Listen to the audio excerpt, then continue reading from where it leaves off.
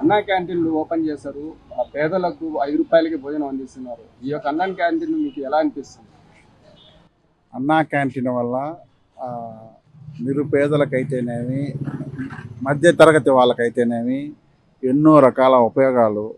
ఊర్ల నుంచి రావటం, వాళ్ళ పనులు చూసుకొని వాళ్ళకు సరైన సమయంలో హోటల్స్కి వెళ్ళినందువల్ల అక్కడ వాళ్ళకి తగు ఆ, రేట్లకి ఆ అన్నం దొరకకుండా ఉన్నందువల్ల ఈ అన్నా క్యాంటీన్లు అన్ని రకాలుగా ఉపయోగపడుతుంది. అటు కార్మికులకైతేనేమి, చిన్న పనులు చేసుకునే వాళ్ళకైతేనేమి, మధ్యతరగతి కుటుంబాలకు అయితేనేమి ఇది చాలా ఉపయోగపడుతున్నాయి. ఈ అన్నా క్యాంటీన్ కూడా గవర్నమెంటు మంచి ప్రదేశాల్లో ఎక్కడ జనసాంద్రత ఎక్కువగా ఉంటుంది, నిరుపేదలు ఎక్కువగా ఉంటారు, ఆ ప్రదేశాలని సెలెక్ట్ చేసుకొని ఆ ప్రదేశాల్లోని అన్నా క్యాంటీన్ ఓపెన్ చేసి వాళ్ళకి తగు విధంగా రూ. 5కి టిఫిను, మధ్యాహ్న భోజనం, రాత్రి అన్నం పెట్టడం అనేది ఇది ఎంతో గొప్ప పరిణామము. ఇది మనం ముఖ్యంగా మన తెలుగుదేశం పార్టీ నారా చంద్రబాబు నాయుడు గారికి, అదేవిధంగా లోకేష్ గారికి, మా నెల్లూరు సిటీ తరఫున పొంగూరు నారాయణ గారికి చాలా వరకు ప్రజలందరూ కృతజ్ఞతలు తెలుపాలని కోరుకుంటున్నాము. అదేవిధంగా ఈ అన్నా క్యాంటీన్ 2019 ఉన్నప్పుడు, 19 ముందు గవర్నమెంట్ ఉన్నప్పుడు చాలా అద్భుతంగా జరిగి ప్రజల స్పందన కూడా ఎంతో బాగా వచ్చింది. అదేవిధంగా ఇదే అన్నా క్యాంటీన్ లాగే అటు తమిళనాడులో కానీ కర్ణాటకలో కానీ ఆ ముందు గవర్నమెంట్లు పెట్టినప్పుడు తర్వాత వచ్చిన గవర్నమెంట్లు వాటిని కంటిన్యూ చేస్తూ వచ్చినాయి. వాళ్ళ పేరు మార్చుకోవడం లేదా అదే పేరుతో ఉండడం. కానీ మన ఆంధ్ర రాష్ట్రంలో ఆ నెక్స్ట్ వచ్చిన జగన్ గవర్నమెంట్ దాన్ని పూర్తిగా నిర్వినియోగం చేసేసింది. ఎట్లా అంటే నోటికాడ అన్నం తీసేసిన విధంగా ఎంత ఘోరమైన పరిస్థితులు తీసేసి వాట్లకి మళ్ళీ రంగులు మార్చి దానికి అదనంగా కొన్ని కోట్లు ఖర్చు పెట్టి వాళ్ళకి కాంట్రాక్ట్లు వచ్చే విధంగా అవి నిర్వినియోగంగా చేసి ఆ అన్నా క్యాంటీన్లు దేనికి పనికి రాకుండా 5 సంవత్సరాలు తుప్పు పట్టిపోయినట్టు చాలా అన్నా క్యాంటీన్లు అయితే బూజు పట్టిపోయి పాడుపడిపోయినాయి. సో ప్రజల డబ్బుని ఏ రకంగా వాళ్ళు దుర్వినియోగం చేశారనేది, ఏ రకంగా వాళ్ళు వాళ్ళ కాంట్రాక్ట్లు ఇచ్చుకొని వాళ్ళకి సులాభం కోసం చేశారనేది దీన్ని బట్టి ప్రజలందరూ తెలుసుకోవాలి. తిరిగి ఆమె అదృష్టం శాతం, ఆంధ్ర రాష్ట్ర అదృష్టం శాతం మళ్ళీ తెలుగుదేశం గవర్నమెంట్ వచ్చినందువల్ల వాళ్ళ సంక్షేమ పథకాల్లో ఈ అన్నా క్యాంటీన్ అనేది తిరిగి ఓపెన్ చేయటం ప్రజలకు ఎంతో సంతోషకరం. ప్రతి ఒక్కరికి ఎంతో ఆనందంగా ఉంది ఈరోజు అన్నా క్యాంటీన్లో పోయి తింటుంటే. ఉదాహరణకి నేను కూడా 2 సార్లు పోయి తిన్నాను. నిన్న ఆగస్టు 15 వాళ్ళు పెట్టి ఆ ఫుడ్ టేస్ట్ అంతా బాగుంది. ఇది అక్షయ పాత్ర వాళ్ళు సులాభం కోసమే చూసుకోరు. వాళ్ళకి ఎంత ఖర్చు అంతవరకే చూస్తున్నారు.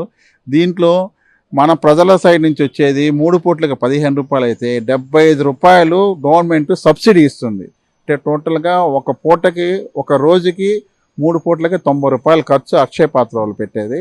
సో దీనివల్ల ప్రజలు చాలా హర్షిస్తున్నారు, సంతోషపడుతున్నారు. ఇట్లాంటి సంక్షేమ పథకాలు ఇంకా ప్రజలకు చేస్తే మన చంద్రబాబు నాయుడికి, తెలుగుదేశం పార్టీకి ముందు ఇంకా మంచి భవిష్యత్తు ఉంటుందని కోరుకుంటున్నాం. గతంలో జగన్మోహన్ రెడ్డి ఎన్నో పథకాలు ఇచ్చారు, కానీ నవరత్న పథకాలు అనేది అమలు చేశారు. కానీ ఇటువంటి పథకాలు లేవు కదా, లోటు ఏమైనా కనిపిస్తుంది? ఖచ్చితంగా కనపడుతుంది. ఎందుకంటే ఆయన నవరత్నాలు అన్నారు. ఓకే, నవరత్నాలు అన్ని పథకాలు ఉన్నాయి.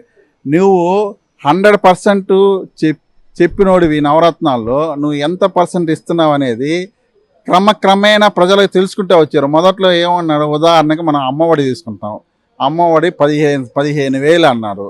వాళ్ళ భార్యే చాలా ప్రచారకాలని చెప్పింది. మీ ఇంట్లో 2 ఉంటే 30,000, ఒకరుంటే 15,000, ముగ్గురుంటే ముగ్గురికి అని. ఓకే, స్టార్టింగ్ అది. కానీ దాని అమలుకి వచ్చేతలకి 15,000 అన్నారు. అది నమ్ముకుందాం, సరే 15,000 ఒకరికే అన్నారు, సంతోషం.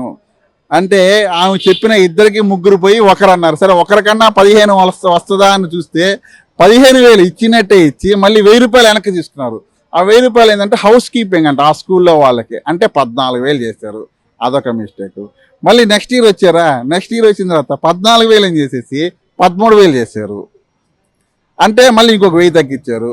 మళ్ళీ ఇంకొక సంవత్సరం కూడా 13,000 ఇచ్చారు. లాస్ట్కి 5వ సంవత్సరం అసలు ఇవ్వాల. దీన్ని బట్టి ఆయన పెట్టిన పథకాలు ఎంతవరకు అందినాయి జనాలకి, దాంట్లో కూడా 100% అలా 90% వాళ్ళు తీసుకునే డబ్బు 10% వరకే ప్రజలకు ఇచ్చారు. ఇది మొదట్లో ప్రజలకి చాలా వరకు తెలియలే. క్రమక్రమేణా 1 సంవత్సరం 2 సంవత్సరాలు అయిన తర్వాత ఇదే పథకం రైతులకు సంబంధించింది అయితే కానీ అది తర్వాత వేరే వాళ్ళకి 18,500 యువతలకి మహిళలకి వేసేది కానీ ఇవన్నీ కూడా క్రమక్రమేణా ఫస్ట్ ఏంటంటే చాలా మందికి ఇస్తున్నారు అనుకుని అందరూ బాగా ఉన్నారు.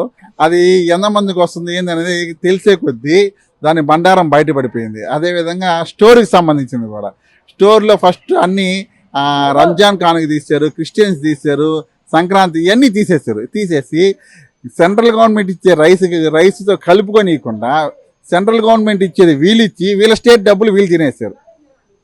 సో వీటన్నిటి వల్ల ప్రజలు మొదట తెలుసుకోకుండా క్రమక్రమేణా తెలుసుకొని అతనికి చేయాల్సిన రీతిలో తగు రీతిలో బుద్ధి చెప్పారు. సో 151 అని చెప్పి విర్రవీగిన జగను ఈరోజు కనీసం చంద్రబాబు నాయుడుకి వచ్చిన 23లో సగం కూడా రాకుండా, ప్రతిపక్ష హోదా కూడా లేకుండా అతను చదువుకున్నాడా చదువుకోలేదా అన్నిట్లో నేను ఫస్ట్ అన్నాడు.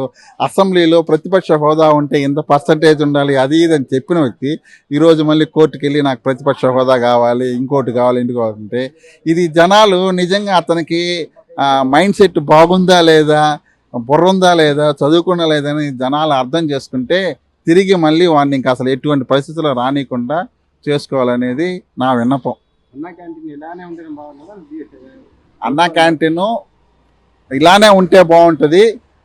పరిస్థితుల ప్రభావం వల్ల 5 రూపాయలకే భోజనం అనేది అది అతి కష్టము ఇప్పుడున్న రోజుల్లో, ఇంకా రాబోయే రోజుల్లో కూడా కష్టము.